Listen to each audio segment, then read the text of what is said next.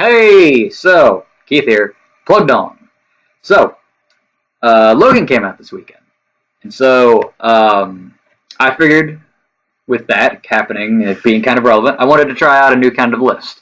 So last year, X-Men Apocalypse came out, which was supposed to be a big movie, the follow-up to the amazing X-Men Days of Future Past, one of my favorite superhero movies of all time. Only problem was, the movie wasn't terrible. It just wasn't the best, and there was just a lot of things that were kind of weird and just didn't really work out. So I decided that here I'm going to do a list to see how we can fix X-Men Apocalypse, some of the problems. So without further ado, this is 7 ways that I think make X-Men Apocalypse better.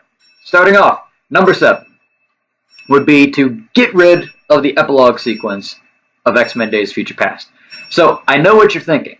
That why would I get rid of that scene? That's such a great scene at the end of the movie that kind of wraps up X-Men Days of Future Past. That, oh, everybody wins. The day was saved.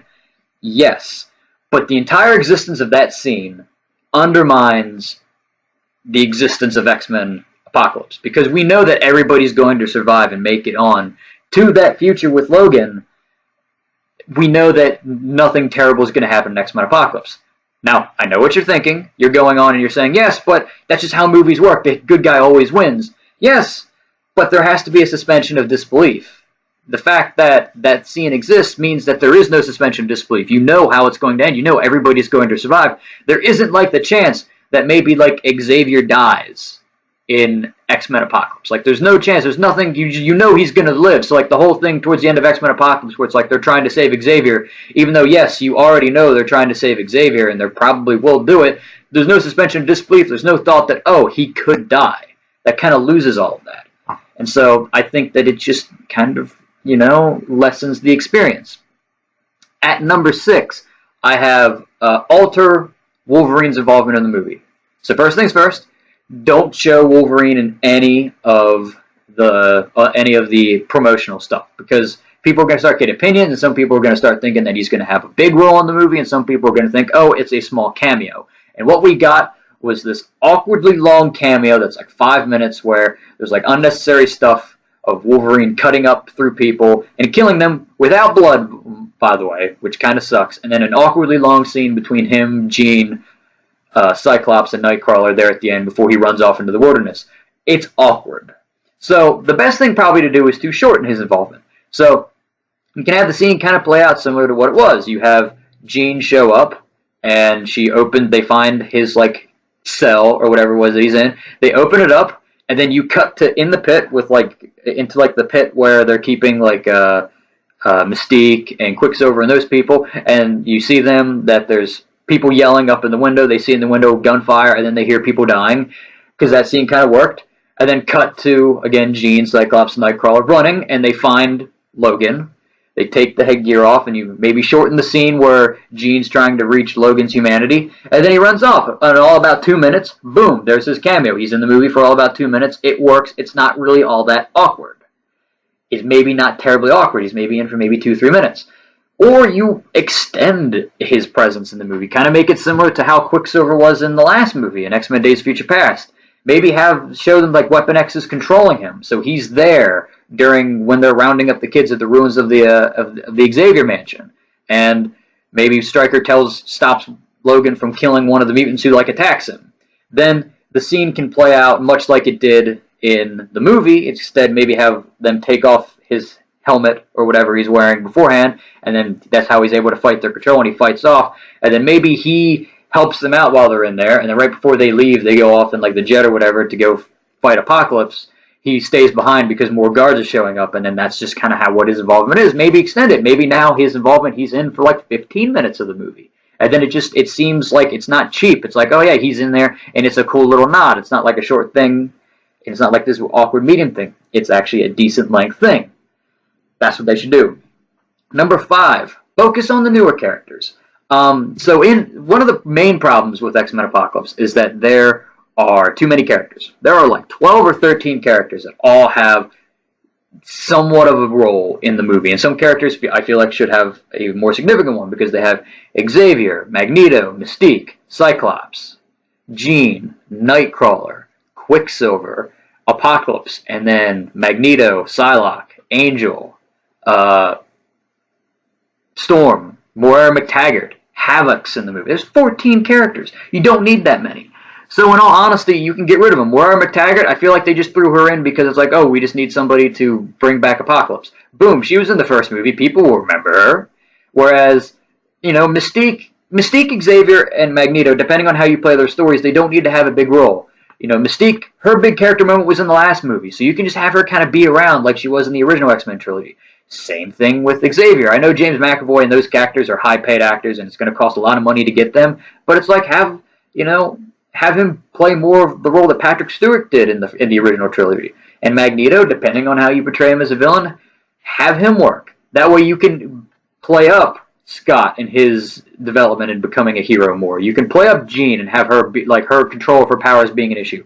Play that up more. Have Nightcrawler seem more than just like an addition that they threw in because they couldn't get him in the last movie. Maybe even actually play up Quicksilver more. Quicksilver seemed like he only went a little bit above his role in the last movie, which kind of sucked because it's like he was in the movie more, but it seemed like he didn't really need to be. Play that up. I think the only character that they actually used well was Havoc, which they kind of used him to kind of have a sacrifice so that Scott, his brother Scott, can be more of a hero, but like play that up more with focusing on the newer characters. That would work so much better. So that's number 5. So number 4, I have change up the motivation of the 4 Horsemen of the Apocalypse, and then probably the Horsemen of the Apocalypse are the characters that suffer the most from having 1,500 characters in the movie because they don't really get justified that well as to why they're joining Apocalypse. The only one who gets a good job is probably Magneto. So like, you take his development and his beginning and his arc in the movie, which I like, the whole thing of his family dying, that could work.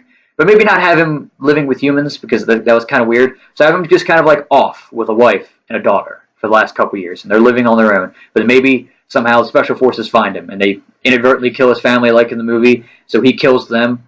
And then instead of him just kind of willingly being a pawn of Apocalypse, maybe have him like he brings back Apocalypse and then he thinks he's in charge, but really Apocalypse is pulling the strings in the background. That would fit Magneto's character so much better. That he just inadvertently unleashes this great evil in the world and then he's got to do something about it. For Storm, I would honestly say if you're going to have her be an X-Men afterwards, have her kind of like, again, Apocalypse or Magneto manipulate events so that she begins to mistrust humans. They start yelling at her and, she has to go into hiding and they calling her a freak and things like that. Kind of push towards that. The typical mutant discrimination that we see all throughout these movies. Give that to her. Because it's there a little bit in the movie, but do it more. Psylocke, we see her, she's a mercenary or something, or she's like a hired, killer or bodyguard when we meet her. Maybe don't have her work for these people willingly.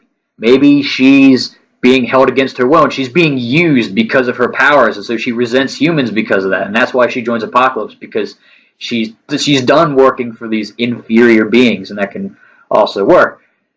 And then Angel. Angel, he's one of the easier ones because he's one of the ones that traditionally is a Horseman of the Apocalypse. But in my opinion, regular Angel, like not Archangel with the metal wings, but the regular one with the angel wings, he's one of the dumbest X-Men characters ever. I'm sorry, it's the truth. I will fight you. But maybe what you do is after he loses to Nightcrawler, he's being mocked by mutants and humans alike. And so he's like, I'll show them I'm going to become stronger. And and stuff like that. So that's where he comes in with Apocalypse. Apocalypse gives him new wings. He becomes stronger, and then so that's why he joins him. Just give better motivation, or even better yet, if you don't want to put all that much time into justifying these characters, why not have Apocalypse just kind of take control of their minds? And now there's also the added benefit of we need to save these people, like especially then. Okay, boom, you can give Mystique a bit of a more of a role, and Quicksilver has a bit more of a role because now they have to save Magneto, their friend, and Quicksilver's father at this point. Like, you have to save him because he can't control himself. Apocalypse is taking control. That could work. And that's honestly better than just kind of having this half-assed reason of why they join. Number 3, actually change up the Horsemen of the Apocalypse. All of the Horsemen work in some way, but I'm just not sure if they all work well together. Like, Psylocke is a great character. They just don't use her. Like, they don't even show her telekinetic powers in the movie. So maybe don't have her be a Horseman. Maybe have her kind of working at first and then she breaks off and she joins the X-Men. Give her more time to be a character. Again, the other characters work. If Gambit's usually the Horseman of the Apocalypse, and I can understand why they don't have him because they were trying to do a Gambit movie, which I think is finally about to enter pre-production, or enter production at this point. They're finally greenlighting it. So okay, fine, but that would have been maybe a better choice just because it makes a little bit more sense. In all honesty, if I were to pick the Horseman, I would base it off of my favorite adaptation of the X-Men ever, X-Men Evolution, which was a cartoon on Fox for a long time, and have Xavier, possibly have Xavier, Magneto, Storm, and Mystique all be Horsemen. That way, again, those three characters specifically, Xavier, Mystique, and Magneto, that's how you can justify their involvement. They're trying to save them, and so it's like, that way now they don't have to play a big role. They're being mind controlled by Apocalypse, again, basing it off of that idea. And I feel like that would work, and that would add a sense of make it more personal, instead of Apocalypse trying to destroy the world. Yes, that's happening, but they're trying to save Xavier and Magneto and Mystique. They're trying to save the people that they care about. And Storm can even be a part of the X-Men at that point, if you're going to go that storyline. There's 4 people that the X-Men are rather close to, and it's not about saving the world. It is, but it's about saving these people. Kind of like the first movie. In the first X-Men movie, yes, Magneto's trying to change the world leaders and turn the world into mutants, but at the heart of it, they're trying to save Rogue. And that's why that movie kind of makes sense. So that's like a good idea, I think. So speaking of Apocalypse and his motivations, number 2, change his motivations. Apocalypse wanting to be the person who destroys the world and remakes it in his image is boring. That is just boring. So again, basing it off of X-Men Evolution again, have him be like he's going to change all the humans in the world into mutants using like some kind of ancient device that he built thousands of years ago. Because you can tell that like the technology that he had at his disposal, being a mutant, was a lot more than most people. So that works. And so now it's a little bit, it's less world catastrophe, more of this, and then you can actually have that moral debate with him and Xavier, where Apocalypse kind of quotes Xavier and he goes, "It is inevitable that mutants will one day take over the world and humans will go extinct. I am just simply pushing that further and making it happen sooner." And it kind of harkens back to Xavier's words in X-Men First Class. So it's like, oh, so now there's like a moral ambiguity there. And it just works better. Because that's the thing. That's a little less stereotypical than I'm going to destroy the world and remake it in my image. And then you can still maybe have the world destruction stuff happening, maybe, as like a show of power or whatever. Or maybe don't, because that stuff just kind of like, yeah, cool, it's CG porn, but it's like, why not just have better character moments instead of trying to show the world blowing up? And number 1, they should have made Xavier Apocalypse. So again, kind of harkening back to my last point of that there needs to be a personal issue at the center of this movie. So, and in the movie, Apocalypse tries to transfer his consciousness into Xavier's body. So maybe do that, because then you can't kill Apocalypse. You have to save Xavier. You have to save him, because if they kill him, then they're going to lose Xavier. So again, boom, there's that personal aspect. When I saw, I think it was the second trailer for X-Men Apocalypse, it's on, and you see Oscar Isaac slowly turn blue and become Apocalypse. At first, I thought that was James McAvoy, and then there's that scene at the end where James McAvoy's eyes go completely black, and like his pupils like dilate, and he's like being Apocalypse is kind of entering his mind. That was a cool idea. Like I was really hoping they would go through with it. I knew they wouldn't, but I was hoping, because then think about it, and like that could work story-wise. Again, maybe have Apocalypse. He's not back yet, but Psylocke finds her way into the crypt, and he gets inside her. He kind of starts conversing with her mentally over a telepathic link, and so he's kind of controlling her. And she brings Xavier there, and then that's how they get him into Xavier's body. And then Psylocke, breaks free, and then she, again, because I really like Psylocke, and I wish actually she was an X-Men instead of one of the 4 Horsemen, she joins the X-Men, and they try to save Xavier. Like, that would work. That would add that personal touch to the movie, and that would just be so cool. Like, again, having Apocalypse be completely at the mercy of, he can control people now. And again, that could justify him controlling people for his Horsemen. He controls people. Again, maybe then you can keep Psylocke, and you can have Storm, Mystique, and Magneto, and just kind of make this really cool thing. I just feel like that would be so much better. So yeah, so that was my list. So those are the top 7 ways to fix in X-Men Apocalypse. Don't forget to like, share, and subscribe. And don't forget, mention in the comments. Tell me if I'm stupid or not. Are my ideas great or are they terrible? Tell me. I won't get my feelings hurt. I promise. But yeah, so thanks for watching. Go watch Logan. If I'm not mistaken, when this goes up, we should probably already have a review up for that. Go see it. It looks like it's going to be a great movie. And I'll talk to you guys later.